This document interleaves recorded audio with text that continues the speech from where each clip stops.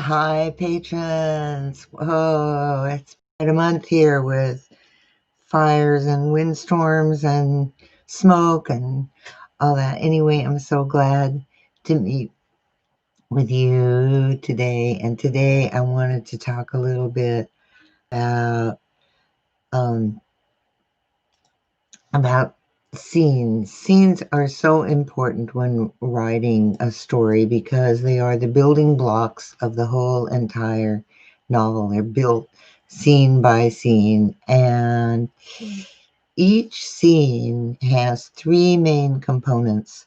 There's the beginning, and the character in the scene. It doesn't have to be the protagonist. It's any scene. There's a main character, the point of view character in the scene. And that character has a goal for that scene. And then something blocks him or her. And then there's a confrontation where that point of view character either succeeds, they get what they want, or they fail. And that is the basic building block of a scene. So each scene is like a mini story. There's a beginning, a middle, and an end. And so at the beginning of the scene, there's some kind of question. Is that point of view character going to get what they want? And oftentimes we have to state at the beginning of the scene what it is they actually want. And then in the middle of the scene is the turning point, some kind of conflict. They meet with another character or they try to accomplish something. And then by the end of the scene, there's a different emotional state. They've either gained what they want or they haven't. And whatever emotion that character brings to the beginning of the scene, the conflict in the middle will cause an emotional turn. And the turn is the axis point around which the whole scene evolves. It's the point of the scene. So each scene is like a piece of evidence to build your story to the final story conflict. Um, Writer David Mamet suggests framing each scene with three questions: who wants what? What happens if they don't get it? And why now? He says the answer to these questions is a litmus paper, and apply them, and the answer will tell you if the scene is dramatic or not. Because the whole point of creating a scene for your story is to provide some drama, to have something happen for your reader to keep them engaged. So a little bit about, so we have scene as we go through building our story, and the extent of the emotional change in a scene depends on its content and the location in the story. For instance, if the scene is located in Act 2, it might have more of a subtle shift of emotion, perhaps a minor complication or a small success. And at the midpoint, the scene will have a more dramatic change. The character will feel like the floor has dropped. And the amount of emotional impact depends on the pacing and the theme you want to convey. Readers are drawn to contrast. And whatever the scene has the most contrast from one emotion to the next will have the most meaning for the reader. And that's why you want to pace that emotional contrast in your story. You want to save those big dramatic emotional contrasts for the major story points. Even when the scene is not a high contrast, it still needs an emotional turn. So every scene has some kind of emotional turn in it. And your work as a writer is to find the scenes of conflict that evoke an emotional response in your reader. So you want to find the areas of conflict that cause your character to respond in a believable, emotional way. So one of the things is, as a writer, you control the pacing. So you're going to have scenes with high contrast, scenes with more subtle contrast of the emotional conflict. Um, if every scene has high conflict, your story becomes a melodrama, and the reader finds the story unbelievable, and the story fails to resonate as truthful. And this is true when a character overreacts emotionally to a small incident. So you are in charge of controlling that emotional change in the scene. So your supporting characters may overreact, but make sure your protagonist, your sleuth in a mystery, responds with appropriate emotions to the conflict. For example, a suspect may overreact and act out to your sleuth's questioning, but your sleuth must react not to the acting out, but how the suspect is leading them to solve the crime or not. And that's why you want to build stakes, both physical and emotional, as the story progresses. So, as the story progresses, each time you have a scene, what happens for your protagonist has higher stakes. And then I want to talk a little bit about what I call scene stoppers. When a scene doesn't contain all three of these elements, your story is likely to lose interest for your reader, and um, and they can stop. So you want to avoid those empty scenes that don't move the story forward. So one of those scene stoppers is explanation. There's just this long um, explanation of why something is happening.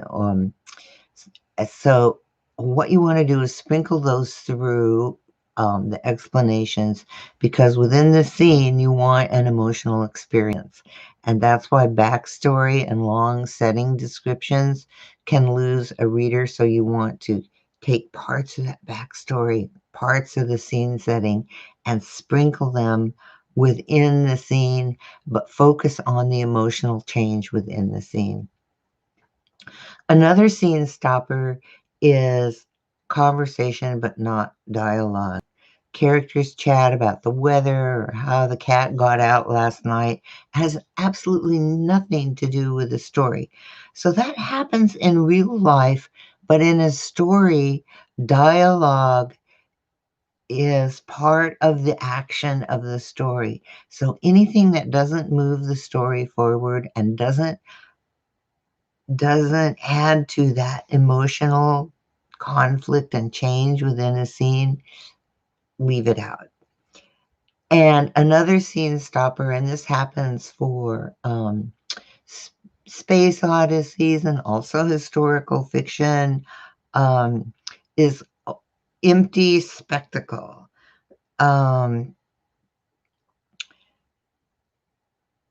So the writer's introducing the great castle or the coronation or um, something big like that, a big, spectacle, thousands of people are there, blah, blah, blah, blah, blah. But if there's no, because they're trying to provide that background to their story, but in the scene, it has to be in there with the emotional change of the character. So it takes a lot of balance to get all those things right.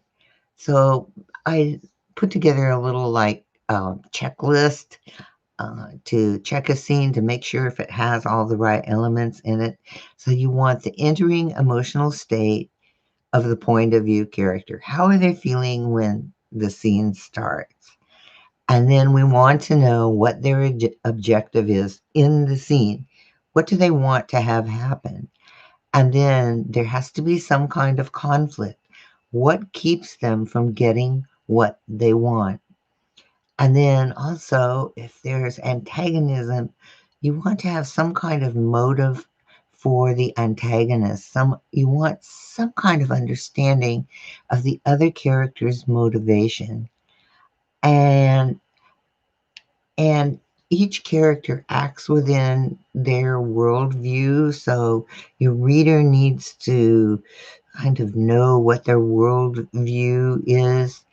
Um, and then you want to have the tactics within the scene, what actions your character takes to achieve their objective. And remember, as I keep saying, dialogue is action. So, what do they say in order to get their objective? And that's often true in mystery stories because the sleuth is asking questions. So, how are they interacting with a suspect? And then important to the scene again is the turn. Does the character get what they want in the scene?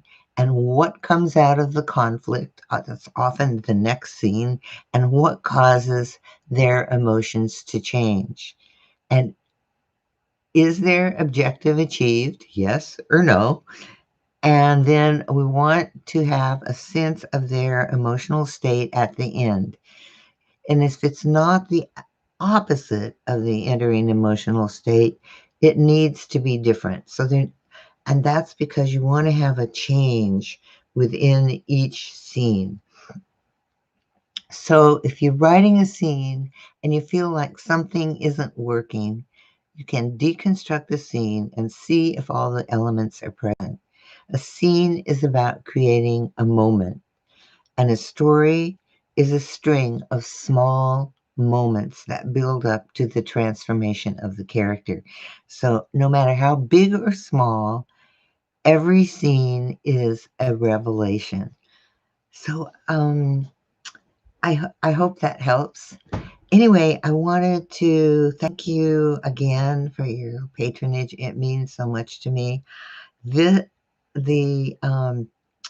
new video this week is going to be a video number 112 in Write a Killer Mystery video series. So I am very excited about that, and your patronage really helps. um, I don't know. I'd love to hear from you about these live videos because I need to schedule them into my time. And if that feels like the right thing for you, um, or if, on the other hand, you would like the same kind of information, but not necessarily live. Um, so I guess what I want to know is this live component important to you, or is it more the information? I'd really love to hear that. Okay, I hope you're all staying safe and well. And I'll see you next month for our live chat about writing.